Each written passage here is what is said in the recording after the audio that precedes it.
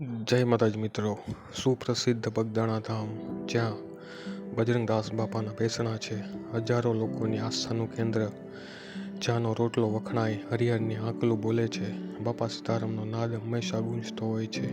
એવા બજરંગદાસ બાપાના પરચાની વાત આપણે કરીએ તો બજરંગદાસ બાપાએ પોતાના જીવનકાળ દરમિયાન અનેક પરચાઓ પૂર્યા છે, લોકોના દુઃખ ભાંગ્યા છે અને હજુ પણ બગદાણા જઈ તમારી આસ્થા અને શ્રદ્ધાથી બાપાને માનતા હોય તો બાપા બધાના કામ પાર પાડે છે.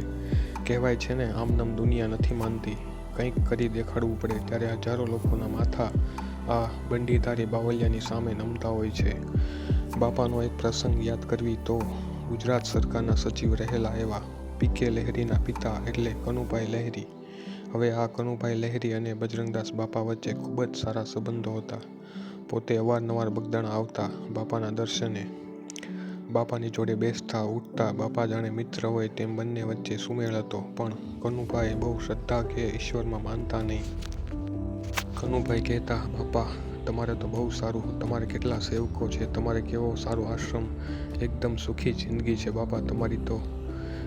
ત્યારે બાપા જવાબ આપે છે, કનુભાઈ આ જગ્યા સાવ ખાલી નથી હો.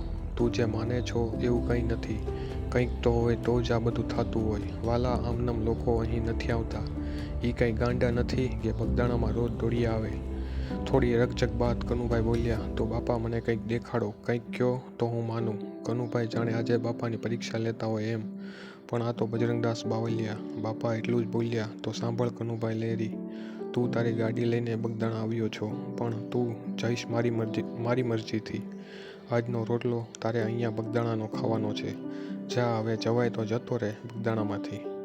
કનુભાઈ કે તો બાપા સીતારામ, હું આ નીકળું છું. બગદાણામાંથી ગાડી લઈ કનુભાઈ આશ્રમમાંથી નીકળ્યા. પણ ત્યાં તો થોડી જ મિનિટમાં બગદાણાની બગડ નદીમાં ઘોડાપૂર આવ્યું. આશ્રમની બાજુ વરસાદનું એક પણ ટીપું નથી, પણ ઉપરવાસમાં એટલે કે ડુંગર વિસ્તારમાં વરસાદ પડ્યો હશે એનું પાણી બગડ નદીમાં આવી ગયું અને અચાનક વધી ગયું, જેથી બગડ નદીમાં ઘોડાપૂર આવી ગયું. કનુભાઈ ગાડી બગદાણામાં જ અટકી ગઈ.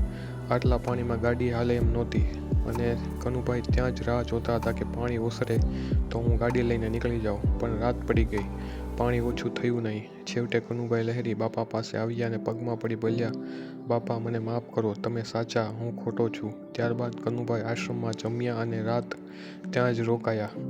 આ છે બજરંગદાસ બાપાના પરચા સાહેબ. દુનિયા ગાંડી નથી. કંઈક શક્તિ હોય ને તો જ આ હજારો માણસો રોજ બાવલિયાના દર્શને આવી પોતાના દુઃખ મુક્ત કરતા હોય છે કે અને કહેતા જાય છે, હવે બાપા તમારો જ આશરો, હવે તું જોજે અમારું.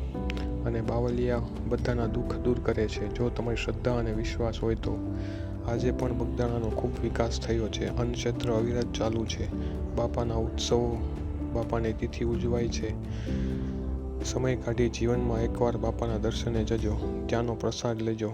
હરિહરની આંકલું જ્યાં બોલતી હોય તેવા પવિત્ર બગદાણા ધામમાં, જ્યાં ભગવાન સાક્ષાત બિરાજતા હોય તેવા શ્રી રામ, લક્ષ્મણ, જાનકીનું મંદિર છે, બજરંગદાસ બાપાની સમાધિ છે, તેવા બગદાણામાં જઈ એકવાર આનંદની અનુભૂતિ જરૂરથી કરજો મિત્રો. વિડીયો ગમે તો લાઈક કરો, શેર કરો, સબસ્ક્રાઈબ કરો આપણી ચેનલ જાણ્યા જેવી વાતો. અસ્તુ.